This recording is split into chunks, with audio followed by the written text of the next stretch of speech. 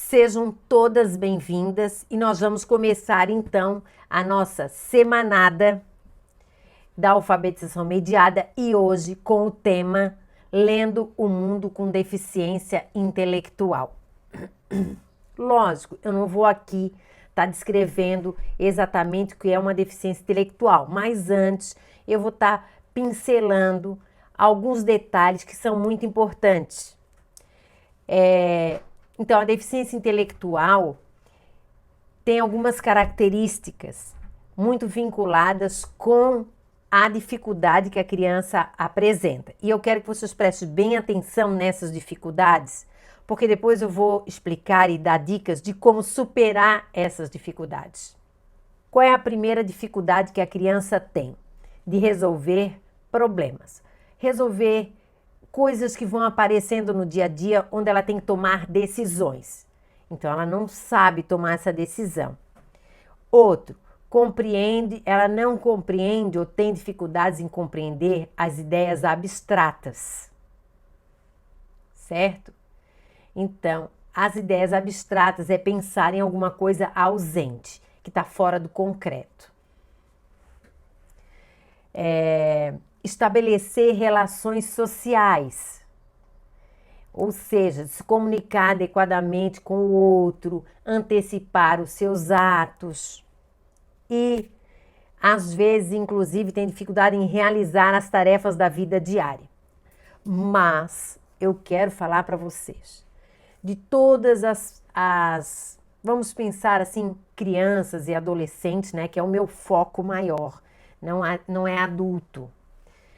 Mas pensando na criança e no adolescente com deficiência intelectual, nós temos um índice muito grande de crianças com deficiência intelectual e que estão aptas a se alfabetizar. E isso é uma porcentagem altíssima que corresponde a todas aquelas crianças com diagnóstico com deficiência intelectual leve e moderada.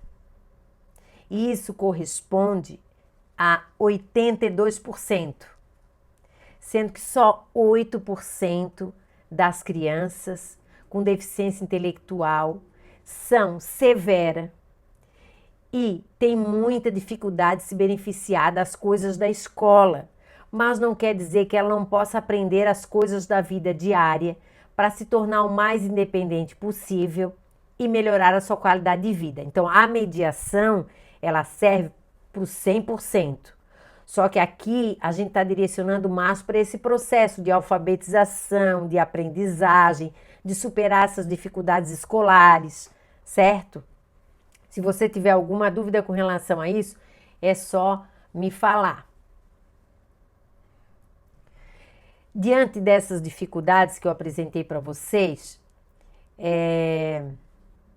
como é que a gente pode resolver esses problemas, né? Se ela não faz essas atividades abstratas, se ela evita as relações sociais, não impõe se a gente pensar enquanto professora, a criança com dificuldade na aprendizagem tem todas essas dificuldades. Então se ela tem todas as dificuldades, eu vou resolver os problemas por ela. Outra, eu não vou fazer atividades abstratas, porque ela não sabe.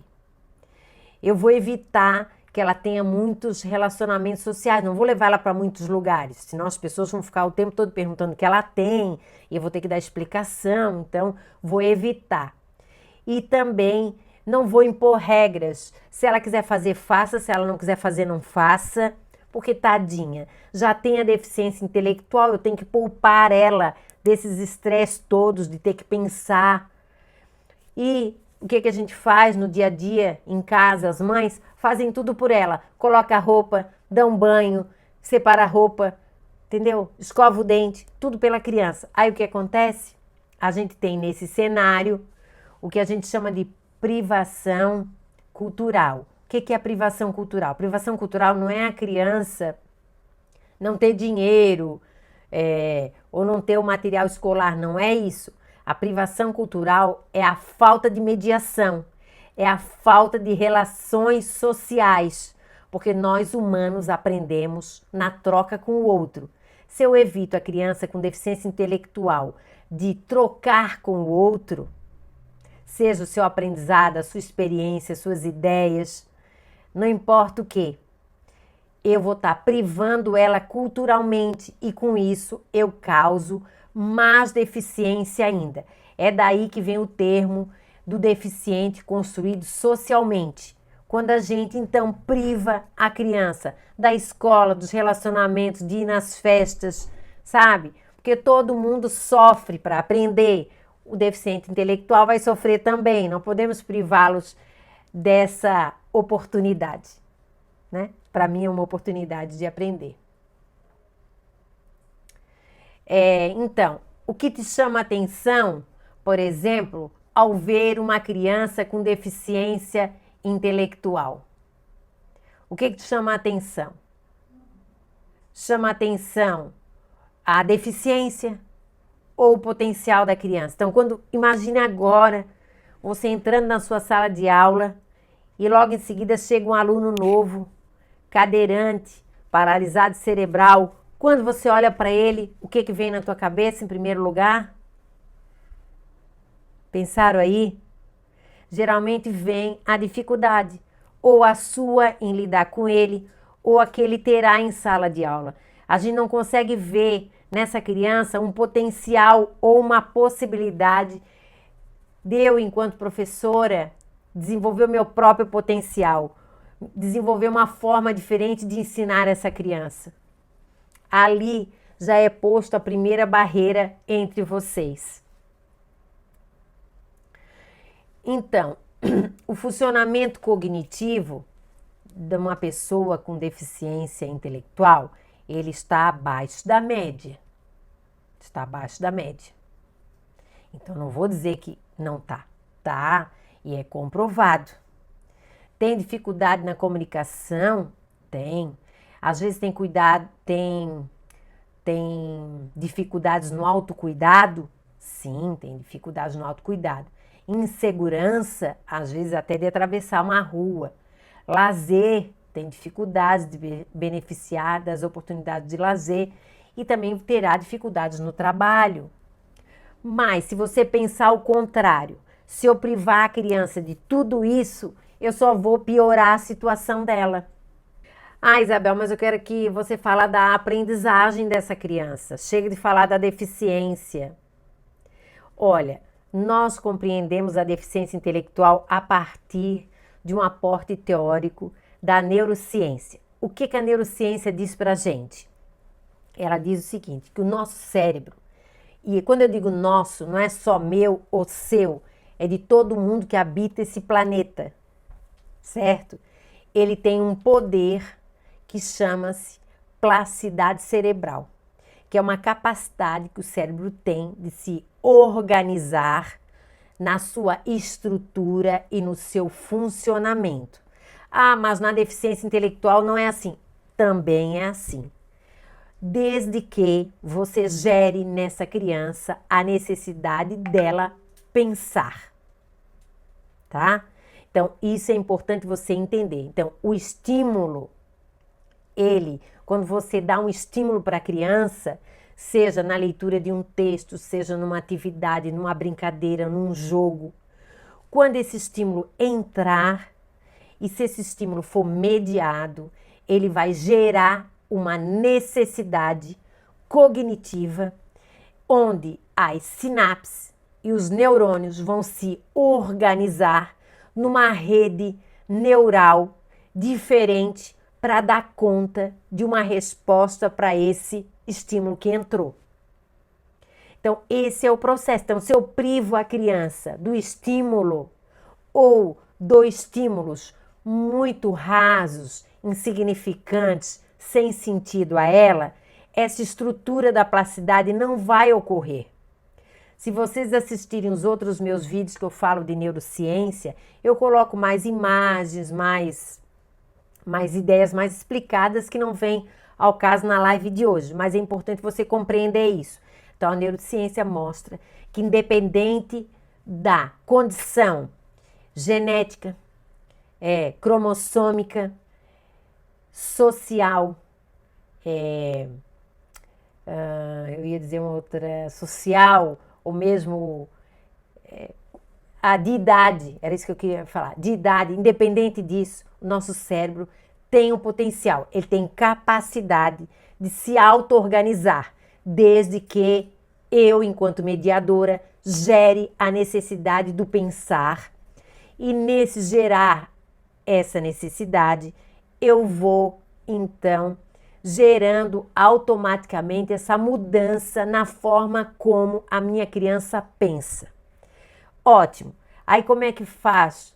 A gente usa aqui no EduSer uma ferramenta, né? Que não é uma ferramenta eletrônica, é uma ferramenta humana, que se chama mediação cognitiva. A mediação cognitiva, ela tem a capacidade de gerar essa necessidade de pensar sobre um estímulo, ou sobre o que a criança escutou, ouviu, ou falou, ou mesmo pensou. E aí a gente usa nessa ferramenta algo que a gente chama de metacognição. Já ouviram falar nisso? Metacognição é quando você pensa sobre o seu próprio pensamento. E é isso que a gente faz a criança fazer. Vou tomar minha aguinha. Então, quando eu digo que cor é essa que tem na minha roupa, que cores são essas que tem na minha roupa, ou que cor é essa parte da minha roupa de baixo aqui, ele vai dizer que é cinza, que é algo bem visual, não precisa pensar muito, é só olhar e ver. Eu posso perguntar para ela, você já viu alguma coisa também com esta cor? Existe lá no teu guarda-roupa uma roupa com esta cor? Então, esse momento que eu faço ela pensar, certo? Isso a gente chama de metacognição também. Vamos para frente aqui. Outra, a mediação, o que ela vai fazer? Ela vai lá na memória de longo prazo. Aquela que está armazenada lá dentro, que a gente já aprendeu. E ela vai cutucar o que tem lá dentro para dar um sentido. Então, essa criança, ela vai lembrar do guarda-roupa dela e vai pensar se tem uma roupa cinza. E ela vai, provavelmente, se ela tiver, ela vai lembrar que ela tem uma meia, um short, uma blusa cinza. Ou, se ela não lembrar, ela vai lembrar que a mãe dela tem, ou alguma coisa na casa dela com essa cor. Isso é mexer lá na memória. Então, quando você faz a mediação, você faz a criança transcender, pensar lá na casa dela e também transcender ao ponto de buscar na memória de longo prazo uma conexão com aquele estímulo. Então, isso é muito fácil de se conseguir mediando. E aí o que acontece? Aquele prejuízo e dano cognitivo cerebral, ele vai aos poucos, aquela área que está danificada, vai deixando de ladinho ou melhorando as suas conexões, e uma área que não era muito utilizada pela criança para pensar, ela vai, como uma forma de compensação cognitiva, assumir aquela função. Isso a neurociência prova que é assim que funciona. Então, se você pegar toda a questão da neurociência, que eu explico muita coisa aí para vocês nos meus slides, né? Nos meus vídeos aí, tanto no YouTube quanto no Instagram. E você pegar a ferramenta de mediação, você vai ver que você, juntando as duas coisas, você consegue fazer com que o aluno consiga melhorar essa organização e estrutura cognitiva. A mediadora, onde é que a mediadora pode atuar? Depois que você aprende a mediar, o que acontece com você? Você vai mediar a criança, mediar a professora dessa criança, ou ensinar ela a mediar. Vai ensinar a segunda professora a mediar. E a mãe dessa criança também. Porque o nosso papel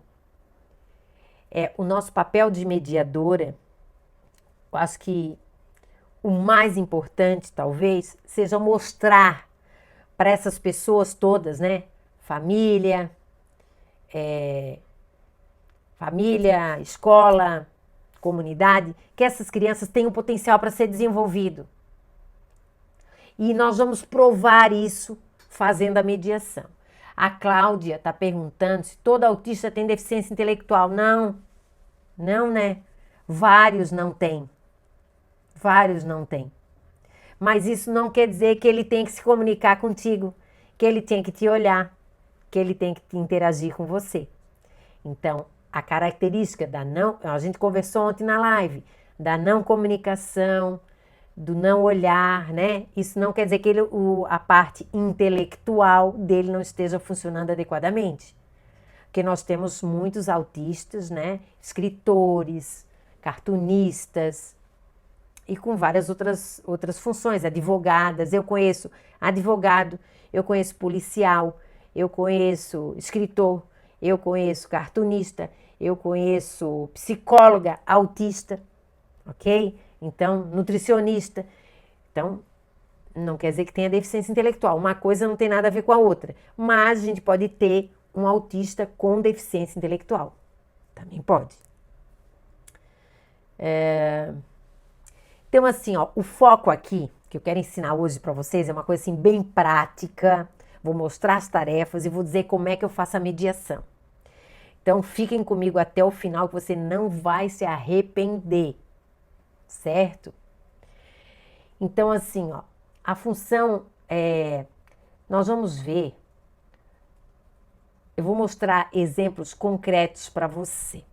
Mas antes, percebam, para a gente ser mediadora, a gente tem que compreender que existem as funções cognitivas, ou seja, como é que o meu cérebro funciona. E essas funções cognitivas, tem algumas que são de entrada da informação, que é o primeiro momento com a mediadora. Nesse primeiro momento, nós temos, eu vou escolher aqui, hoje, trabalhar com vocês, percepção clara e precisa da tarefa que deve ser feita com a criança, comportamento exploratório e que ela considere 2 ou mais informações ao mesmo tempo. Então, preste atenção, as atividades que vão vir daqui para frente, é nisso que eu vou tocar. Eu quero que ela tenha uma percepção clara e precisa do que é para se fazer na tarefa, que ela utilize esse comportamento exploratório, olhando vários detalhes da tarefa, para não ter uma percepção episódica da realidade, e que ela possa considerar 2 ou mais informações ao mesmo tempo. Então, vejam aí que eu coloquei uma tarefa, que é uma tarefa da apostila, né? Uma tarefa de apostila. Essa tarefa é assim, ó. É para a criança identificar o desenho e colocar a letra E em tudo que está ali faltando. Tudo vai E. É bem óbvio. É só, tradicionalmente, a gente diria, ó, gente, nós estamos aprendendo a letrinha E. E nesse espacinho aí nós vamos desenhar a letra E em tudo aí que está faltando. Aí a gente vai fazer a palavrinha pente, elefante, caneta, meio, escada, estrela, ovelha e trem. E aí a criança fez lá a letrinha E e fez a tarefa. Mas no outro dia ela esqueceu o E. Não é verdade? Não é assim que funciona? Então agora eu vou falar como se eu fosse mediar essa tarefa para vocês, certo?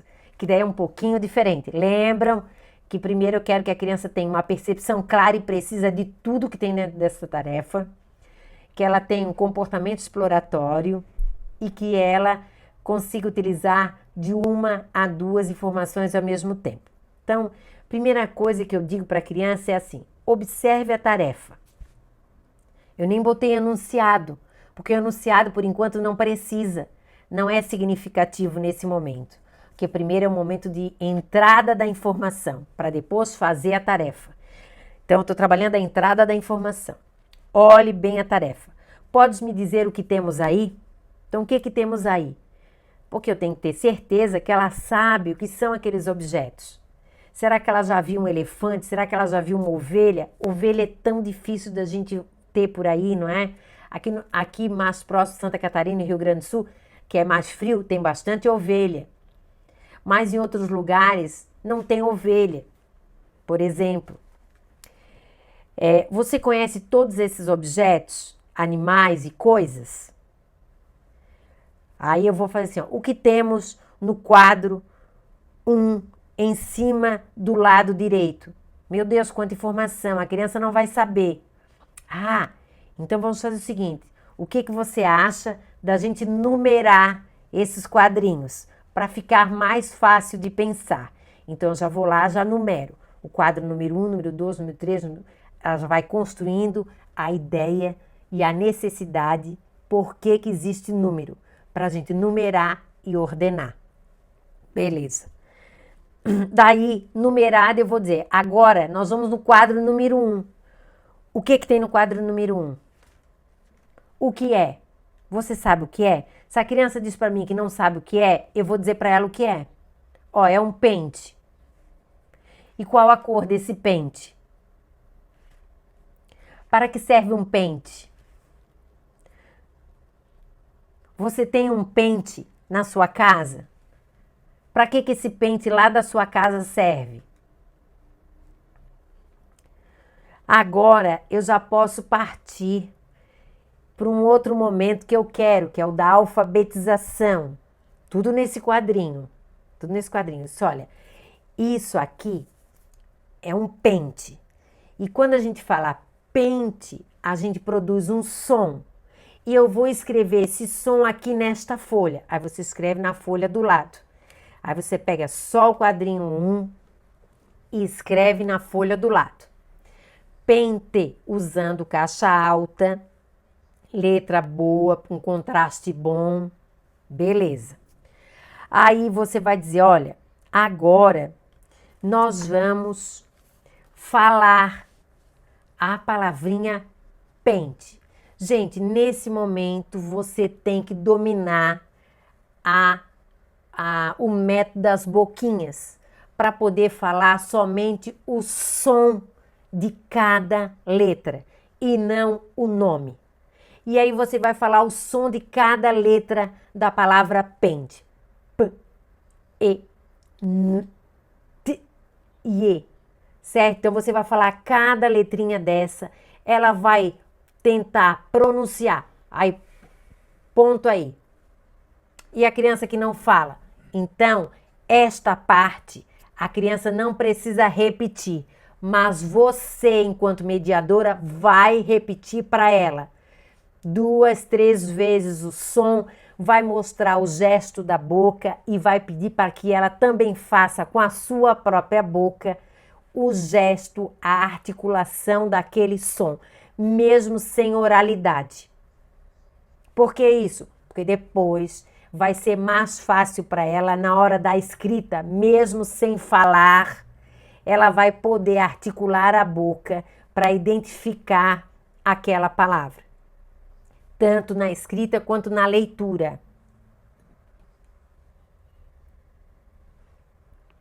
Essa técnica eu usei muito na minha época, né, onde a gente não tinha Libras como primeira língua.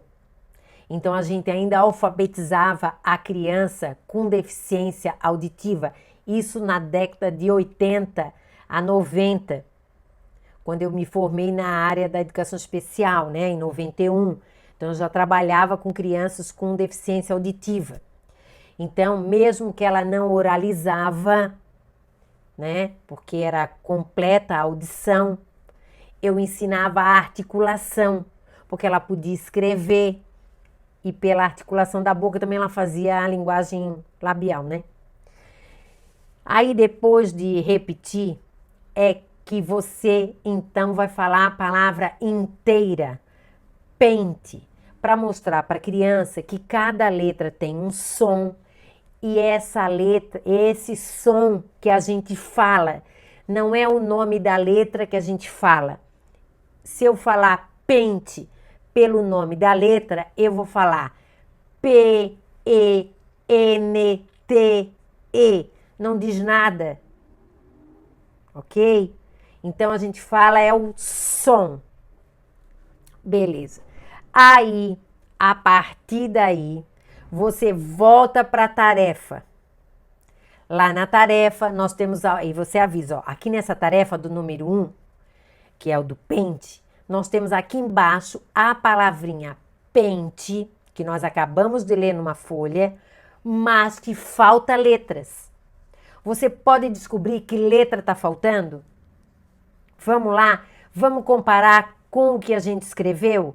Então, eu estou trabalhando a função cognitiva, estou trabalhando a operação mental de identificação do objeto e da palavra e da letra que está faltando.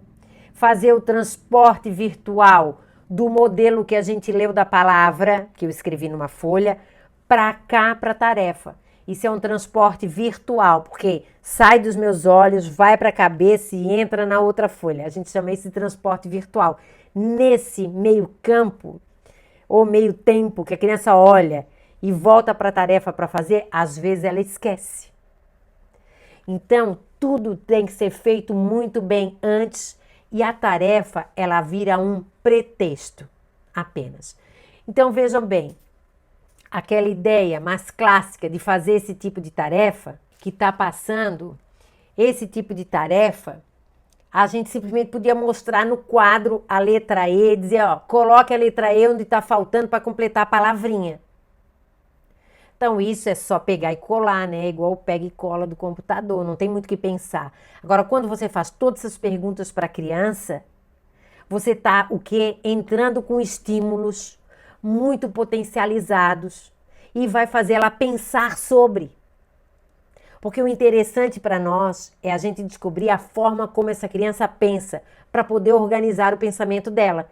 E aí aquela função cognitiva que está com deficiência, porque não é a criança que está deficiente, ela está com uma deficiência intelectual. E essa deficiência intelectual, ela está pontual em uma das funções cognitivas, que nós somos 28 funções cognitivas. Algumas dessas funções estão deficientes. E aí a mediadora vai arrumar essas funções cognitivas. No caso aqui, eu trabalhei com vocês, inicialmente, 3 funções cognitivas de entrada da informação, que é percepção clara e precisa, comportamento exploratório e considerar 2 ou mais informações.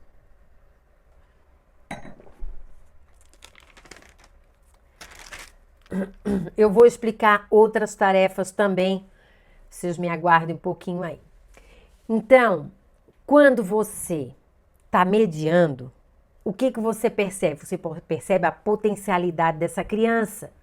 Hoje mesmo, uma mãe conversando comigo falou, olha, ontem eu mediei uma tarefa e chegou um ponto que ela não quis mais, largou de mão. Mas quando eu fui para o banheiro, que eu consegui fazer outras perguntas para ela, ela ficou perguntando, mamãe, então faltou eu pintar a seta da esquerda. Olha só, continuou o processamento cognitivo. E essa é uma criança com paralisia cerebral. Você entende? Então, o cérebro, ele fica potencializado. As práticas pedagógicas atuais, quando você pensa, né, numa criança com deficiência intelectual, eu vejo que tem um problema aí, né? Tem um problema.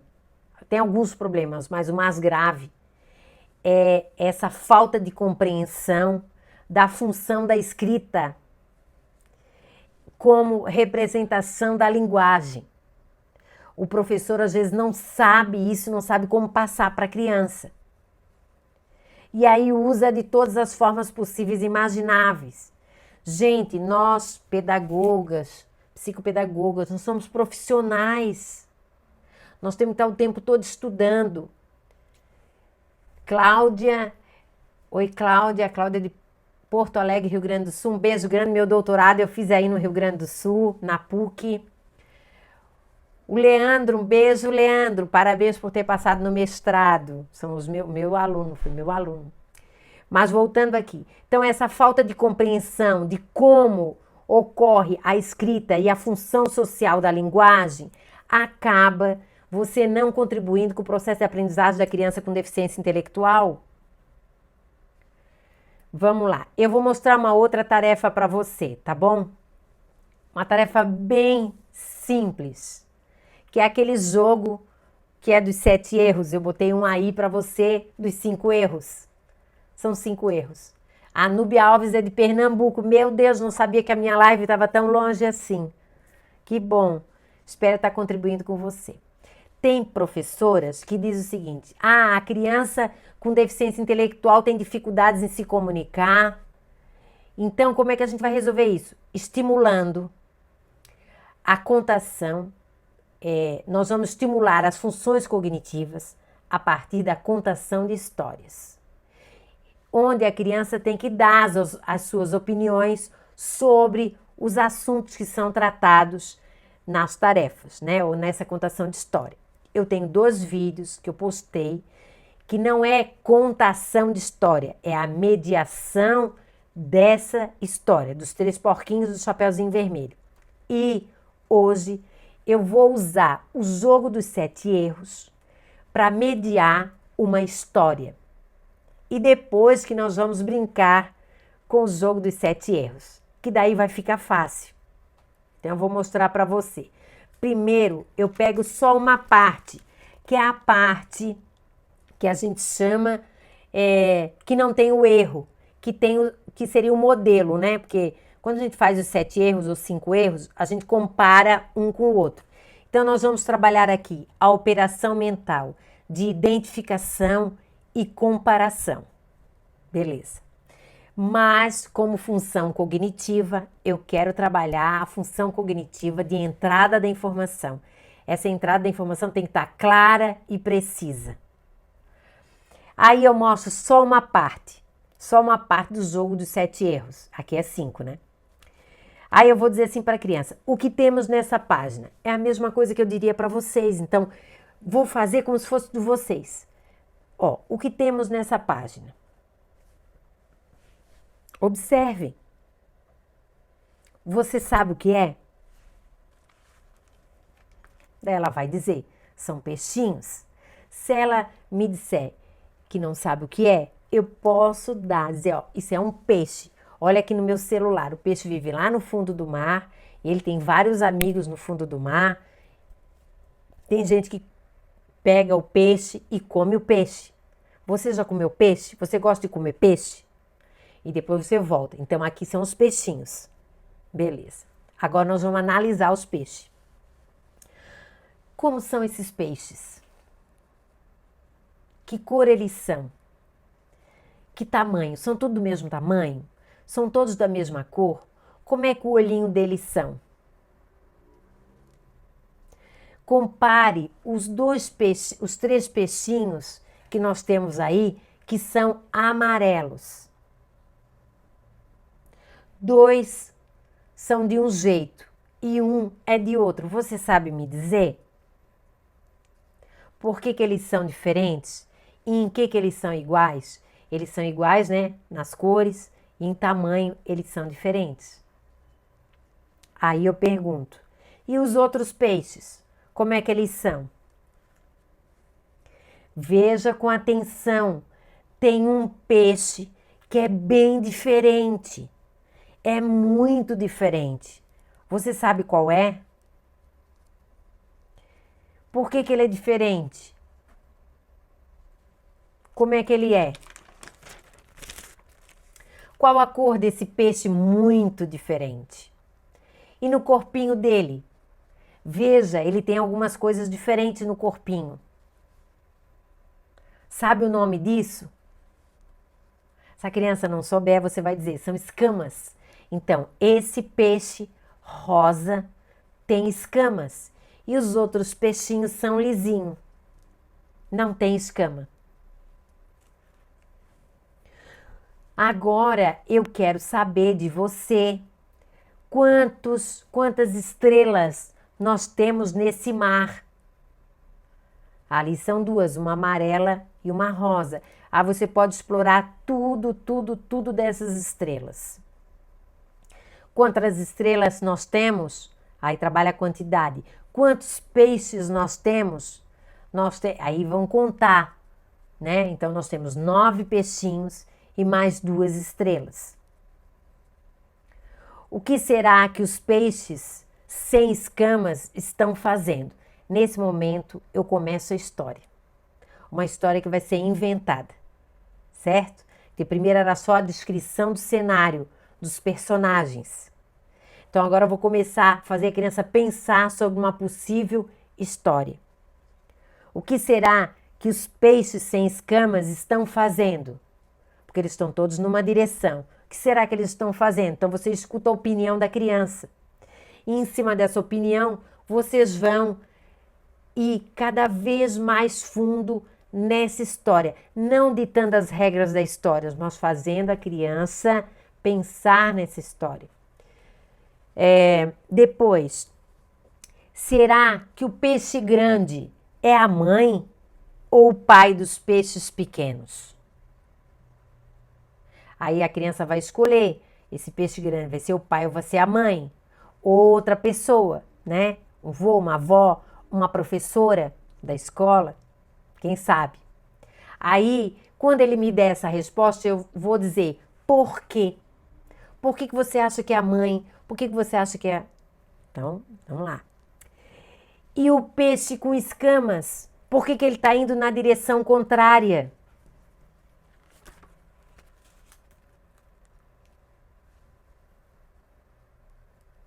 Até vocês já imaginaram uma história. Então, provavelmente, a minha criança também imaginou uma história. Olha, a Andressa está dizendo que está encantada.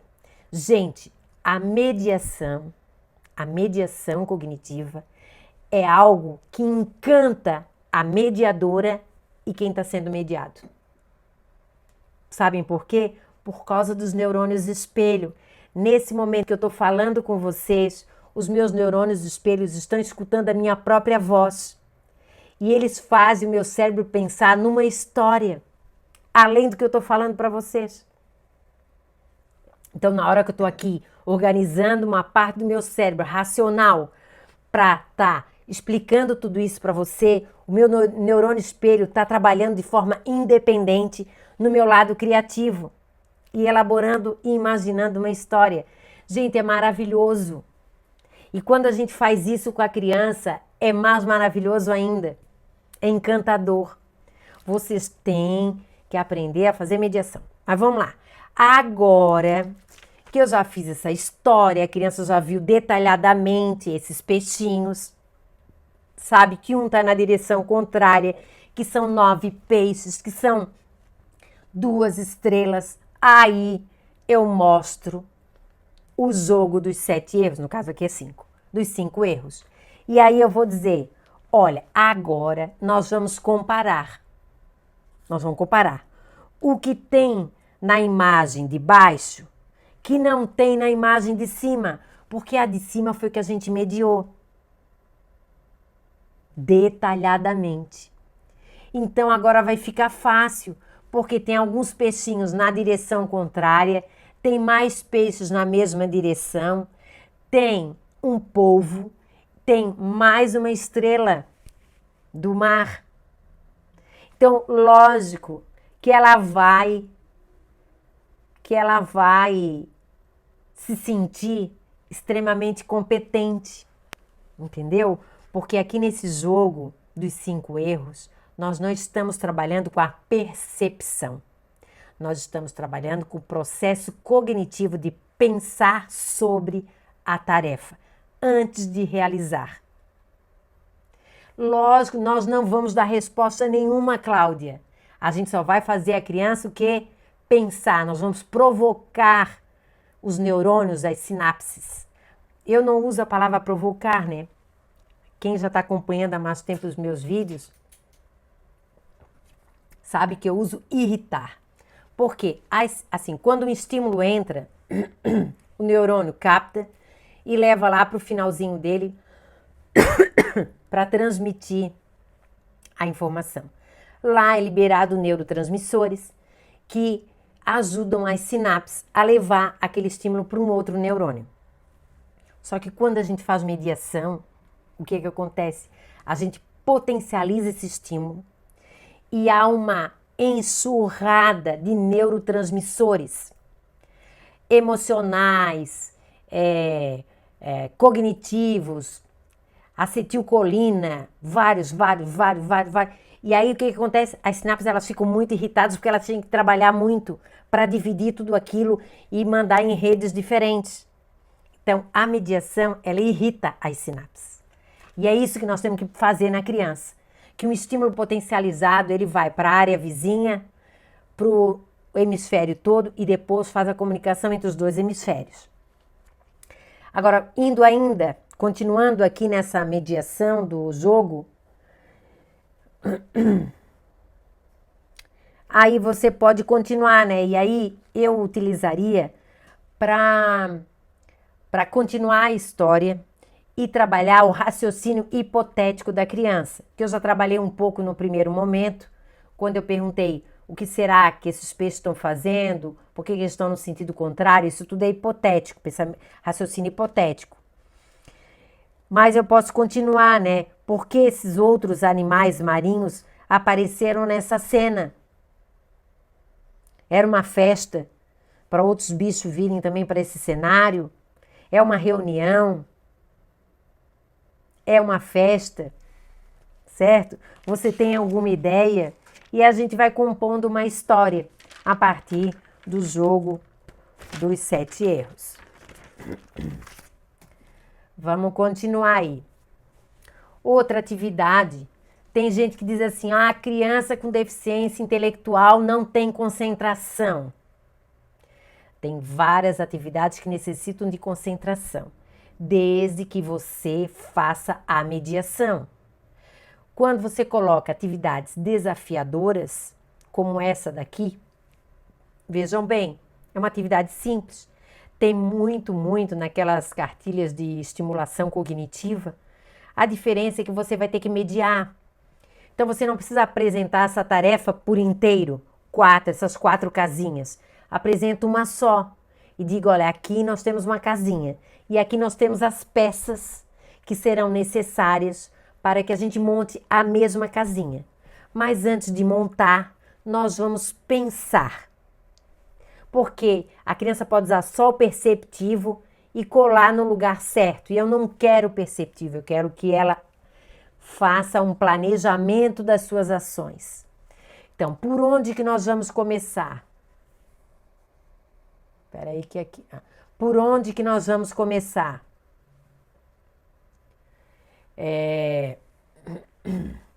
A criança vai escolher. Por que essa parte é importante? Mudou, né? Fácil é identificar. Agora, por que aquela parte é importante? Já muda todo o contexto. As sinapses, elas não têm uma resposta imediata. Ela vai se irritar, porque ela vai ter que procurar uma resposta. E agora, o que você usaria depois? E depois. Então, você pode fazer essa mediação, que daí a tarefa não fica uma tarefa perceptiva imediata. Fica uma tarefa pensada, planejada, com concentração, onde a gente vai construindo um significado. Então, assim, quando você afirma que a criança com deficiência, quando a criança com deficiência intelectual tem dificuldades com memória, eu vou dizer o seguinte para você. Quando é que a criança ativa a memória? Quando a mediadora faz com que a criança saia daquela tarefa mentalmente, né? E de uma forma abstrata, pense em alguma coisa fora dali. Ou seja, a gente trabalha a mediação de transcendência. Olhem bem, vocês todos e todas que estão aqui nesse exato momento que eu estou falando nesta live, o cérebro de vocês está pensando em várias coisas. na tarefa que você tem uma tarefa parecida, no jogo dos 7 erros que agora você vai trabalhar desse jeito, você já está planejando, você já está tendo outras ideias, não é verdade? Isso é transcendência. Quanto mais transcendência você fizer, mais você vai mexer com a sua memória de longo prazo, porque você faz essas transcendências usando abstração. Quanto mais transcendência, mais a memória de longo prazo, e isso vai ocorrer o quê? A construção de um significado, certo? Então o processo é assim. Existem 3 critérios universais de mediação. São 12, mas tem 3 que são universais, que eu já expliquei aí nos meus vídeos. Intencionalidade e reciprocidade, significado e transcendência. Então, quando a mediadora deixa claro qual o objetivo, a criança está recíproca a receber aquela informação. Você vai mediando, fazendo transcendências e aos poucos ela vai construindo um significado. Quando ela faz e constrói esse significado, ela guarda na memória de longo prazo. É assim que se trabalha a memória, a melhora da memória na criança com deficiência intelectual. Olha, tem gente que opta de outro jeito, que diz assim, ó, não, a gente vai fazer várias vezes, repetindo. A repetição não é a repetição da tarefa, então você não pode botar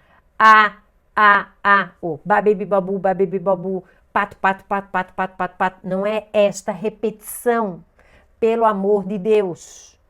A repetição é da operação mental, de identificação, classificação, comparação, raciocínio hipotético, raciocínio transitivo, raciocínio inferencial. A repetição é da função cognitiva e não da tarefa, gente. Por isso que várias crianças com deficiência intelectual, quando você abre a apostila para ela fazer, ela entra em surto. Ela fica, eu digo, enlouquecida, né? Brava, nervosa, rasga a apostila, quer jogar no chão porque ela já está de saco cheio. Ela não tem mais paciência. Agora, quando você faz ela pensar, é diferente. Ela mesma vai se conscientizando que é capaz de pensar, que não precisa de outra pessoa pensar por ela. Então, assim, ó, você pode fazer mediação e estruturar toda a rotina da criança, toda a rotina, as regras, porque tem uma mediação chamada mediação de regulação do comportamento, que é para trabalhar com as crianças que são TDAH e TOD. O autista com TDAH, o disléxico com TDAH, o deficiente intelectual com TDAH, não importa. Hoje há uma defasagem, tá todo mundo vendo, né? A gente não consegue. Eu, inclusive, até o ano passado, dei aula para uma turma do 2º ano. Mas a gente sabe que essa educação de modo remoto está trazendo um prejuízo para as crianças. A gente não pode dizer que não. Tem. Imagina para a criança que tem uma deficiência intelectual, às vezes mais ainda. Então a ideia é que você, mãe, aprenda a mediar e com essa mediação você vai compensando o que a escola não faz. Porque às vezes a professora não sabe mediar. A professora não faz isso que eu estou falando aqui para vocês. Elas não sabem fazer. Sabe onde é que eu aprendi a fazer? Eu aprendi a fazer fora do país, né? Na Holanda. Então, eu sou trainer em modificabilidade cognitiva estrutural. Que eu já contei aqui algumas vezes, que é um curso caríssimo, mas eu fiz por quê? Porque eu tenho certeza que a criança com deficiência intelectual aprende. E por causa da pandemia, eu resolvi ensinar isso tudo para um monte de gente, ou para quem quisesse. Tem alguma coisa também que as pessoas reclamam e dizem assim, olha, o meu filho, o meu aluno não distingue, né, o não consigo fazer, do não vou fazer e do não quero fazer. Ele não tem essa decisão, ele não toma essa decisão. Mas sabe por quê? Porque ele não se sente competente. Então, o que a gente faz? A gente trabalha a mediação de competência. e junto à mediação de otimismo. Mediação de otimismo, ele se sentir otimista, que ele está acertando as tarefas. Lógico que ele vai acertar a tarefa. Eu estou mediando aquela tarefa completa, nos detalhes para ele. Outra coisa que eu trabalho e gosto muito são dos ambientes modificantes. Eu também tenho vídeos específicos sobre isso. Os ambientes modificantes é o preparo. Imagina assim, ó, a mediadora trabalhou a função de identificação e comparação e raciocínio hipotético. Aquela semana, a criança foi para casa. Então a mediadora disse para a mãe: olha, nós trabalhamos identificação, comparação e raciocínio hipotético. E eu queria que você trabalhasse isso em casa com ele. Não é que a mãe vai sentar com o filho para fazer as mesmas tarefas. Não são as mesmas tarefas, são as mesmas funções, as mesmas operações mentais. Aí a mediadora vai fazer um planinho, onde ela vai dar ideias do que a mãe mediar em casa, porque a mãe pode mediar o banho, colocação da mesa, a retirada dos utensílios da mesa, tomar o café ou jantar para botar na pia. Isso tudo pode ser mediado. A escolha da roupa, a quantidade de comida, um jogo entre família, um passeio no parque. Entendeu? Então a mediadora vai ensinar a mãe a fazer isso, porque daí a mãe vai estar dentro de um outro ambiente, que não é o da mediadora, trabalhando o quê? Repetindo o quê? As mesmas operações mentais. Para a criança fazer essa associação, que ela não é para pensar em identificar coisas só com a mediadora. Ela pode identificar coisas em casa, na escola, no parque. Assim, uma tarefa, ela pode ser a mais, capa do meu caderno, a mais colorida possível. Isso, se você não mediar, não descrever os detalhes, tipo cor, forma, tamanho, espessura, textura, contexto, significado, fazer a transcendência, onde é que ele já viu um unicórnio igual a esse, onde é que ele já viu uma cor, onde é que já viu uma estrela, onde é que já viu um arco-íris. Se você não fizer esse movimento, o cérebro não funciona. Vai ser só um movimento perceptivo, vai usar o cérebro. Mas o que acontece com o neurônio? O neurônio vai receber aquele estímulo do caderno do unicórnio, vai olhar e vai dizer: unicórnio, acabou. Acabou. Não vai expandir as redes cognitivas, neurais, não vai. Agora, quando você pega isso e a criança diz: é um unicórnio, eu já conheço.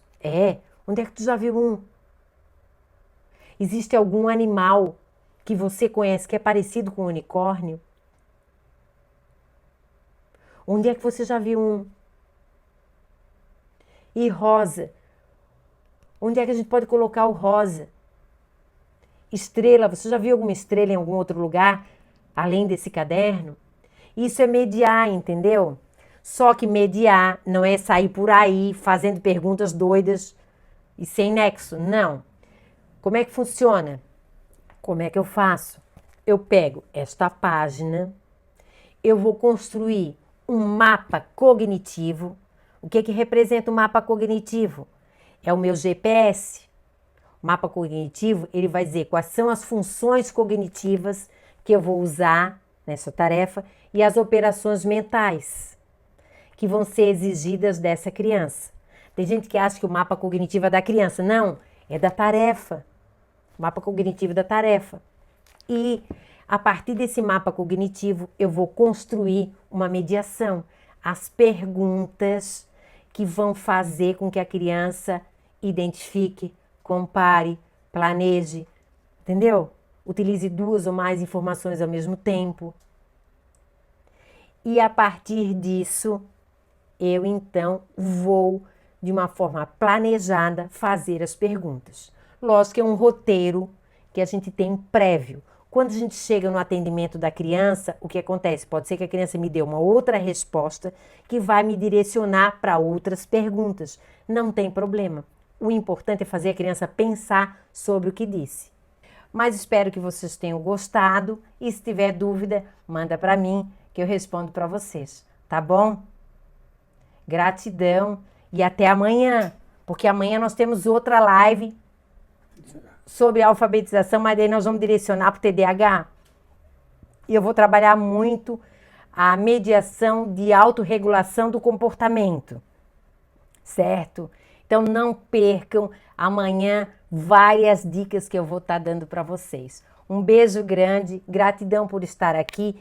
Olha, quem está só no Instagram, vai lá no meu YouTube e coloca lá o sininho, acho que é lá que coloca o sininho, para quando eu tiver ao vivo você receber essa informação e não perder as minhas lives. Um beijo grande. E ó, dou um desafio para você. Se você conhece alguma amiga que está precisando aprender a mediar, manda lá para ela o recado que amanhã nós temos um encontro marcado, tá bom? Um beijo, gente. Tchau para vocês.